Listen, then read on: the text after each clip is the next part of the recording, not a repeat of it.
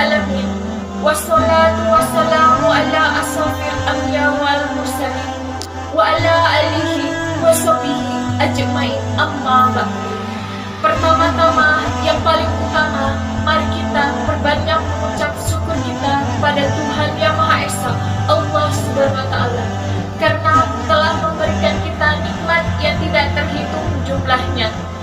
Berdirinya saya di sini ingin menyampaikan kultum singkat tentang pentingnya belajar ilmu Al-Quran. Saudara-saudariku sekalian, mempelajari ilmu Al-Quran sangatlah penting bagi kita.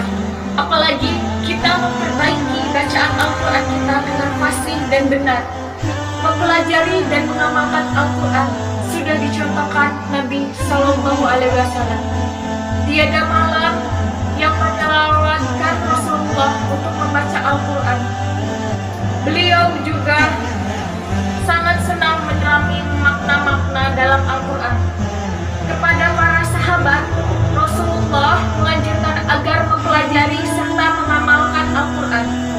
Nabi Muhammad bersabda, pelajarilah oleh kalian Al-Quran dan kajilah dia. Karena Al-Quran bagi yang mempelajarinya bagaikan wabah yang berisi penuh kasturi, harum semerbak memenuhi tempat sekelilingnya. Inilah petunjuk dan pedoman bagi umat manusia guna mencapai kebahagiaan hidup di dunia dan akhirat. Tiada kepalsuan dalam Al-Quran, kalam atau perkataan Allah Subhanahu wa Ta'ala. Ada sebuah cerita dalam Al-Quran. Yang pertama, kisah-kisah para nabi dan rasul sebelumnya. Tentunya kita semua tahu bahwa nabi dan rasul disebutkan dalam Al-Quran. Rasulullah SAW yang disebutkan dalam Al-Quran hanya 25, mulai dari Nabi Adam dan Nabi Muhammad. Yang kedua, umat, tokoh atau kisah pribadi, dan peristiwa masa lalu. Pertama kali kisah-kisahnya yang diceritakan dalam Al-Quran adalah dua putra Nabi Adam sendiri, yaitu Qabil dan Habil. Al-Quran bercerita ketika Qabil membunuh saudaranya sendiri karena sifat irinya. Ini adalah pembunuhan pertama yang terjadi dalam sejarah Muslim. Dan masih banyak lagi kisah seorang tokoh yang bercerita dalam Al-Quran. Beberapa kisah ini antara lain yaitu kisah Ashabul Kahfi, kisah perang antara Jalut dan Talut, kisah Raja Zulkarnain. Yang ketiga, kisah-kisah yang terjadi pada masa PBUH Nabi Muhammad. Beberapa kisah yang terjadi pada zaman Nabi Muhammad SAW juga disebutkan dalam Al-Quran. Salah satunya yaitu ketika sebelum Nabi tentara bergajah melakukan penggerbekan ke Mekah yang dimaksudkan untuk menghancurkan Ka'bah yang dipimpin oleh Raja Abraham.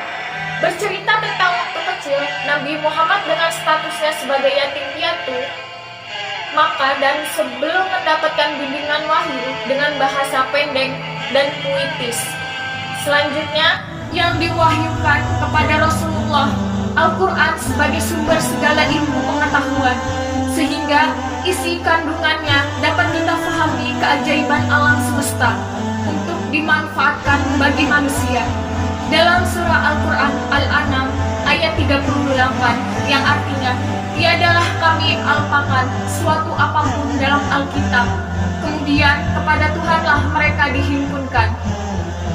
Nah, dengan begitu, tidaklah mungkin bagi seorang muslim untuk mengabaikan Al-Quran, enggan membaca maupun merefleksasikan makna-maknanya. Mempelajari Al-Quran adalah suatu kewajiban serta tanggung jawab seorang muslim terhadap kitab sucinya. Dan kita bukan hanya mempelajarinya juga, tapi kita juga harus tahu apakah baca Al-Quran kita itu sudah benar atau belum. Jadi, kita harus memperbaiki bacaan Al-Quran kita dari sekarang. Dari pengeluaran hurufnya itu, pelan-pelan saja pasti bisa kita memperbaiki bacaan Al-Quran kita.